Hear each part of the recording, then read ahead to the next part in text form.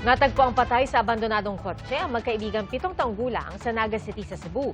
Agad inilibing ang mga biktima pero gustong ipahukay ng kanilang pamilya ang mga labi para ipa-autopsy. Saksi si Alan Domingo ng GMA Regional TV. Makulit at masigla, ganyan maalala ng kanilang pamilya ang mag-best friend at magkapitbahay na sina Remart Cunag at Jeff Cian Abiliar, kapwa 7 taong gulang. Naglalaro pa ang magkaibigan sa videong ito. Pero yan na pala ang huling beses na mabibidyohan sila ng kanilang pamilya ng buhay. Natagpuan ang dalawa na wala ng buhay sa abandonadong kotse sa parking area ng Barangay Tuyan, Naga City, Cebu. Nasa 1 kilometro ang layo nito sa tinitirhan ng mga biktima.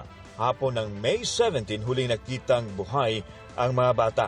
Nang hindi makauwi, ay agad silang hinanap ng kanilang pamilya. Sa tulong ng CCTV, napag-alamang pumasok ang mga bata sa parking area alas 2 ng hapon noong linggo. Base sa among investigation, sir, nagdula na sila, sir, ni sulod dito, sir. Kay namay nakita na to nga sa CCTV, sir, nga ni kuan gyud sila, ni Agi ba mo. Ang posible ato ni sulod sila, then nalak nila ang nalak ang sakyanan. Pasado 1:00 ng hapon nitong Miyerkules, natagpuan ang labi ng 2 bata, isa sa driver's seat at isa sa back seat. Dahil naagnas na ang mga bangkay, agad silang inilibing. Sa inisyal na investigasyon, walang indikasyon ng foul play, pero hindi kumbinsido ang pamilya. Nananawagan silang hukayin ang mga labi para isailalim sa autopsy. Nga mo siya ipa-autopsy. Pero may balaan ba nga, wa ba siya gikuan, wa ba siya kulata, magduda ko kay nano nagkadugo man niya ang iyang mga kamot na samad.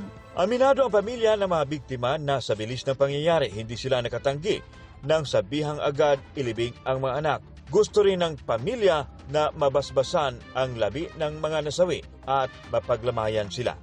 Nakatupag kay tabuan pa niya, sir. Last lang yun dito niya, pag-ingon ako nga, ma, I love you, ma.